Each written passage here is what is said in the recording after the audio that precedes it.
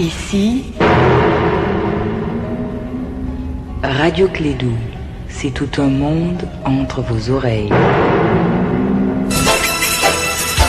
Radio Clédou, le journal, avec Sotelma Malitaire. Bonjour à toutes et à tous, merci de nous rejoindre. Il est 13h à Bamako. Bienvenue dans cette deuxième édition de Clédou Info. Et je vous rappelle que nous sommes lundi 14 novembre 2016. Bienvenue dans ce journal dont voici les principaux titres. Environ 70 milliards de francs CFA, c'est le montant qui servira à la réalisation des travaux de bitumage de la route Zantchebourou-Kolondjeba, frontière ivoirienne. Le président de la République, Ibrahim Boubacar Keïta, était hier dans la commune rurale de Kolondjeba pour le lancement des travaux. C'est officiel, le 30 novembre prochain s'ouvrira le procès d'Amadou Aya Sanogo, l'ex-chef de la junte militaire. Ce jugement très attendu par les parents des victimes, mais aussi par les proches des putschistes de mars 2012, a été annoncé par le procureur général près de la cour d'appel de Bamako. La jeunesse de l'Union africaine, issue de l'Union africaine, reste sur les pas des pères fondateurs. Pour une meilleure sensibilisation, les jeunes ont organisé une conférence débat sur les combats que les pères de l'indépendance ont eu à faire pour la libération de l'Afrique. Actualité étrangère, Barack Obama tient à dire au revoir à ses amis. Le président sortant entame sa dernière tournée à l'international. Après l'Europe, direction l'Allemagne puis la Grèce, avant d'en terminer par le Pérou pour un ultime sommet de la PEC. Actualité encore, en application de l'accord sur le report à 2018 de la présidentielle en RDC, le Premier ministre Augustin Matata Ponyo a démissionné. Le nom de son successeur doit être annoncé dans la journée et doit être issu de l'opposition. Mesdames, Messieurs, installez-vous confortablement. Vous êtes avec Moussa Papaïdara.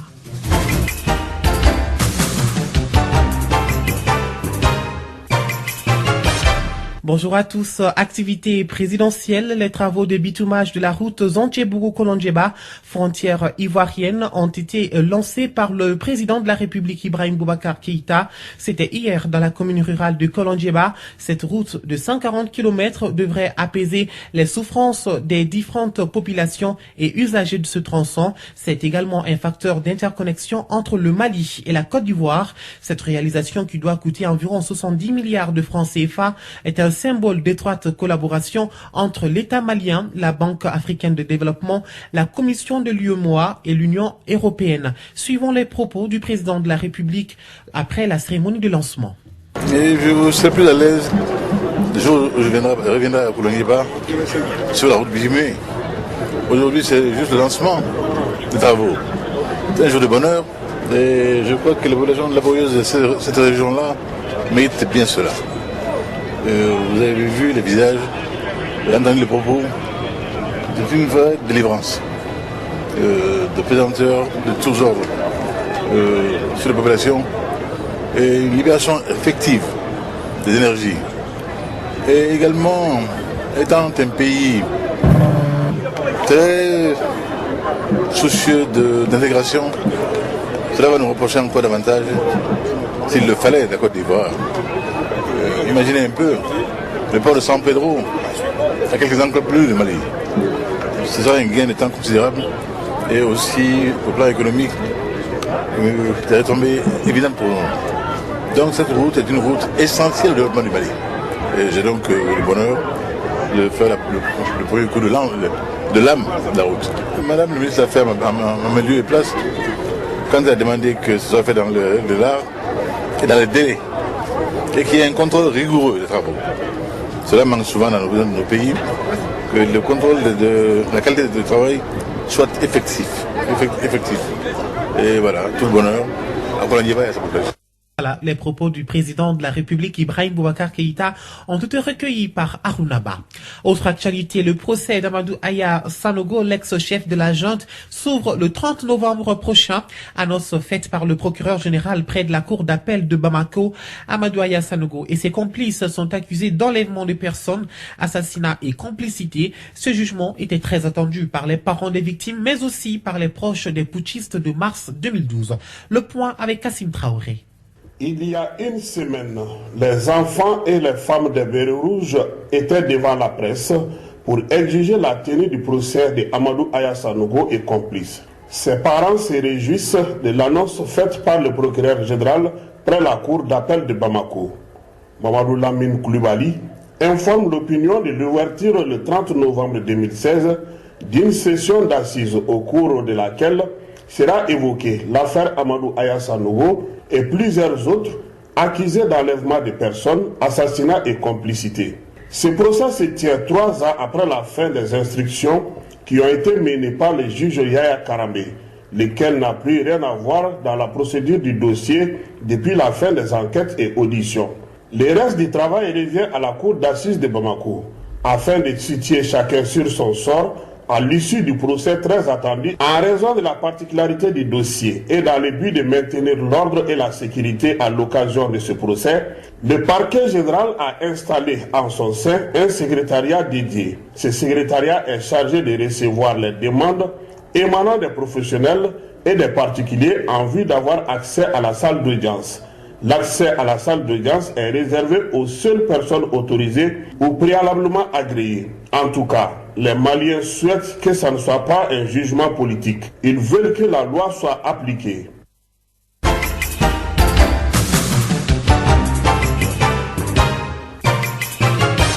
Ouvrons à présent une large page sur les communales du 20 novembre. Elles vont se tenir dans 688 communes sur les 307 existantes. L'incertitude la plus totale accompagne la bonne tenue de ces élections communales qui voient l'exclusion des organisations de la société civile. Soucieux de la bonne tenue des élections, l'Observatoire pour les élections et la bonne gouvernance au Mali tire la sonnette d'alarme à travers la première déclaration.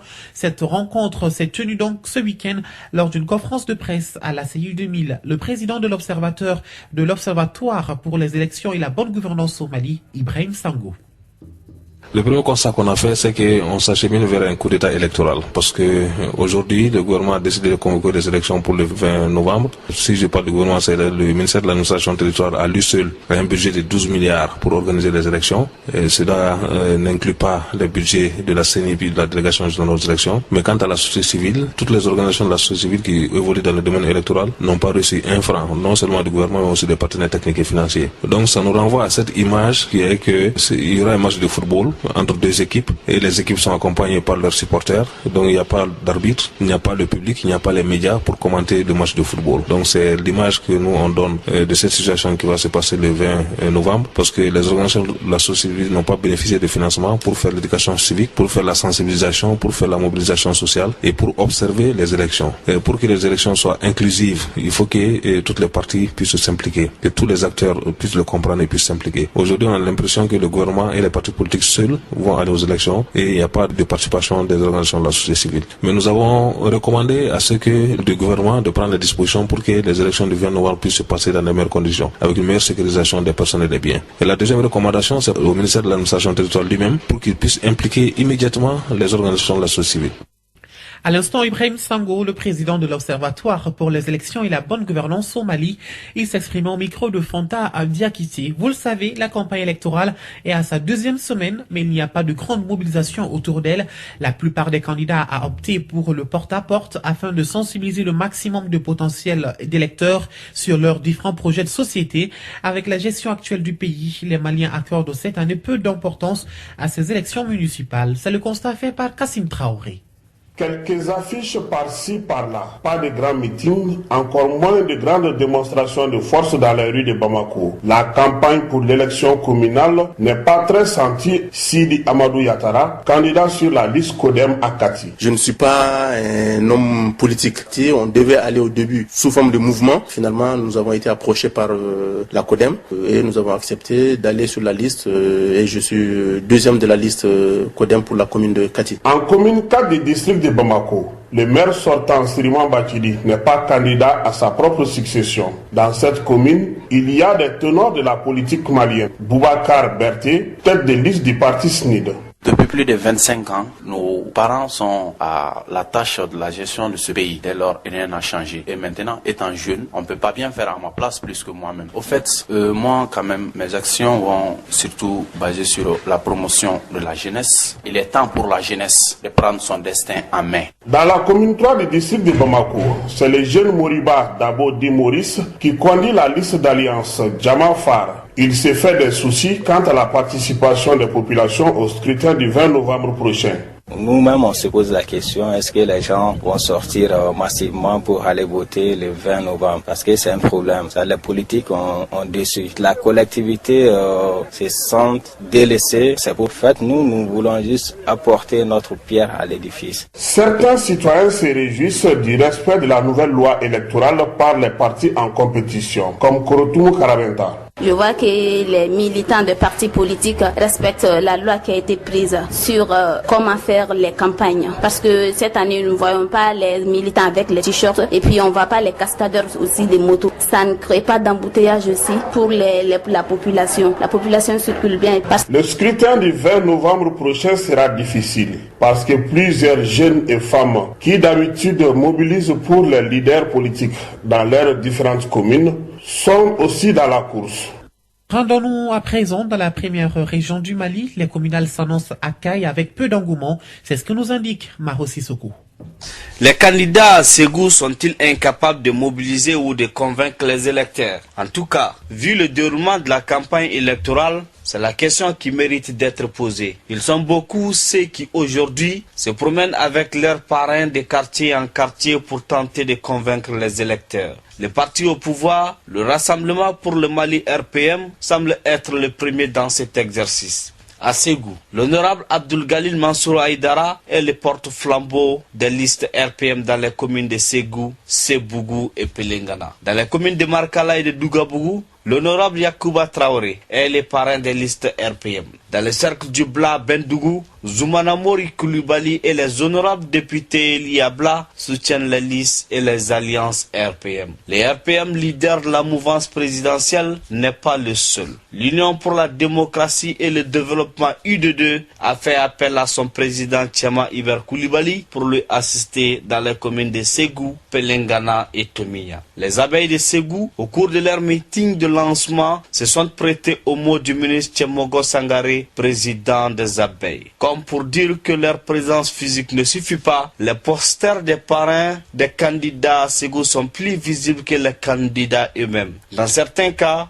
on se demanderait si ce ne sont pas les parrains qui sont d'ailleurs candidats. Au regard des dispositions prises par la nouvelle loi électorale, de tels actes sont-ils autorisés? Oui ou non? Voilà ce qui se passe dans la région. La région de Ségou vit une campagne de parrainage pour ces élections municipales. De Ségou, Douba Dambélé pour la radio Clédou. Merci Douba Dambélé, vous l'aurez compris, nous étions à Ségou. Cette dernière ligne droite de la campagne électorale des communales à Ségou annonce donc une allure d'événement de parrainage par les personnalités et les célébrités de la région. Et si tout va bien, nous allons nous rendre à présent à Caille où les communales s'annoncent avec peu d'engouement et c'est ce que nous indique Maro Sissoko. Le CROM, c'est une association nouvellement créée dont l'objectif est de mobiliser les acteurs du secteur minier en vue de participer au développement socio-économique et culturel du Mali. Donc, le CROM œuvre dans ce sens. Bon, nous sommes sur un terrain, vraiment, c'est quelque chose de difficile puisque c'est une première du genre et que, alors, on a beaucoup d'obstacles, beaucoup de défis à surmonter. Alors, mais malgré tout, bon, on a derrière nous, on a avec nous des gens qui sont vraiment engagés et qui veulent vraiment lever ces défis. L'UCROM existe depuis la date de création, le 15 juillet 2016. Et il y a de cela quelques 4 mois comme ça. Voilà, des petites erreurs d'aiguillage. C'était la 5e réunion de l'Union des comptoirs et raffineries d'or du Mali qui s'est donc tenue ce week-end au centre Djoliba de Bamako. Ce regroupement vise donc à mobiliser les acteurs du secteur minier à contribuer au développement socio-culturel du Mali. L'occasion également pour l'UCROM de renouveler son bureau. Vous venez tout juste d'écouter Taoulé Kamara, le secrétaire général de l'UCROM, au micro d'Étienne Niari. Et dans nos prochaines éditions, vous allez retrouver les communales à Caille avec Maro Sissoko. Tout de suite, l'actualité internationale.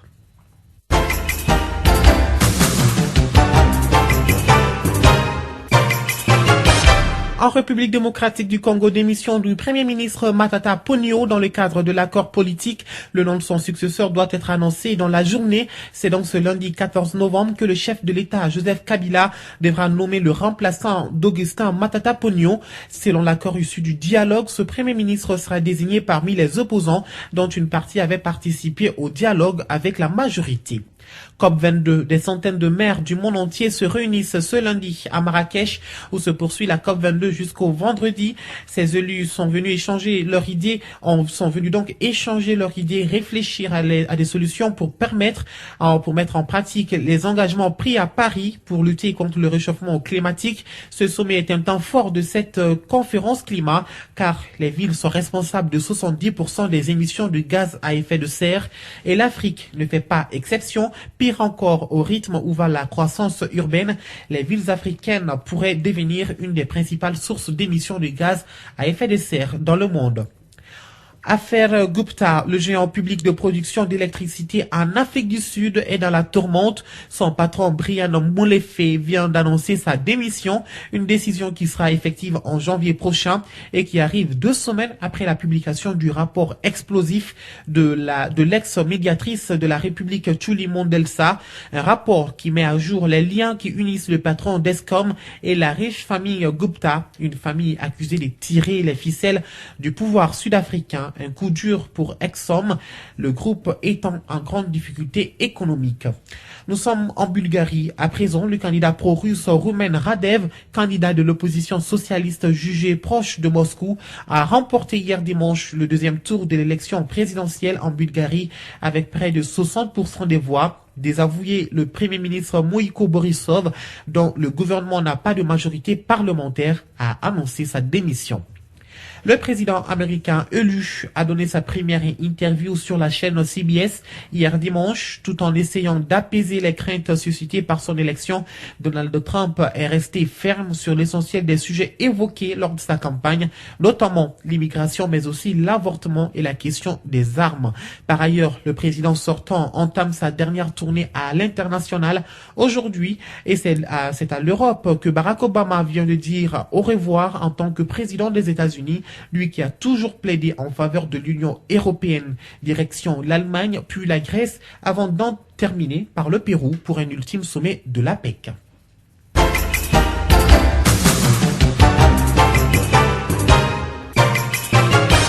Et retour à l'actualité nationale, journée d'information et de sensibilisation sur l'exploitation sexuelle des enfants à des fins commerciales.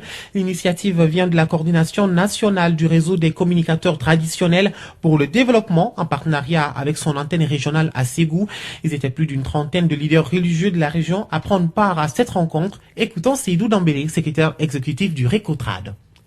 Nous avons découvert que dans notre pays, et cela depuis longtemps, que les enfants sont poussés à la sexualité par les adultes ou par leurs homologues enfants plus âgés, et pour des raisons inavouables, souvent pour des raisons pécuniaires. Et cela cause un grand préjudice à l'enfant. Non seulement un préjudice physique, mais également un préjudice moral. Et nous avons comme objectif de pouvoir lutter contre l'exploitation sexuelle des enfants en collaboration, en partenariat avec ECPAT Luxembourg.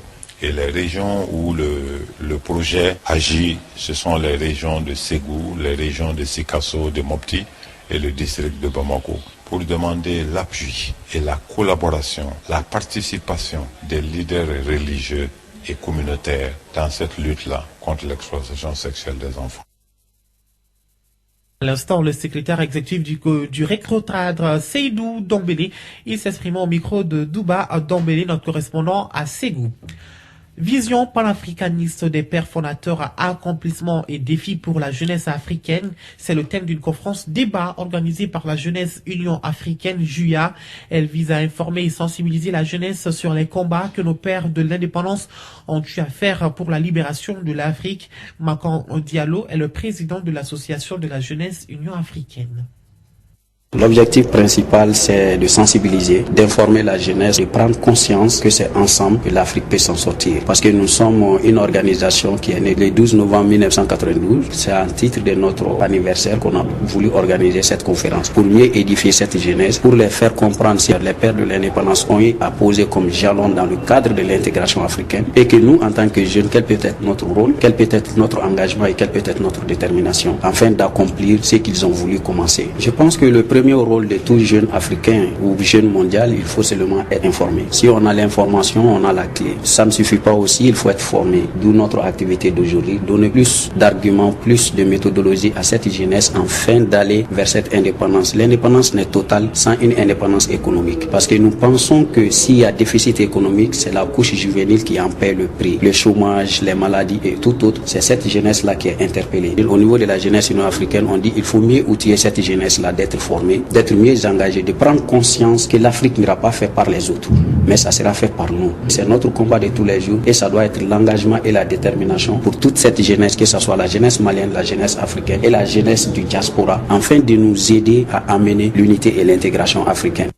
Le président de l'association de la jeunesse sino-africaine, Makan Diallo, qui s'exprime au micro d'Astan Diawara. 13h20, c'est la fin de ce journal présenté par Moussa Abdoulaye Papaïdara, une mise en onde de Fatou Fall. Grand merci à vous de nous avoir suivis. La réalisation a été assurée par Astan Diawara. Et merci beaucoup. Merci, un clin d'œil à nos auditeurs de Sky qui nous écoutent en ce moment.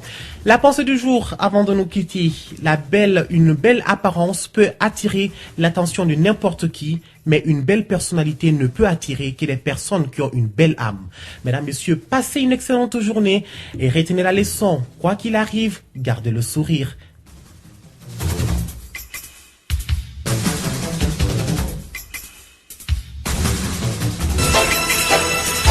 Radio Clédou, le journal avec Sotelma Malité.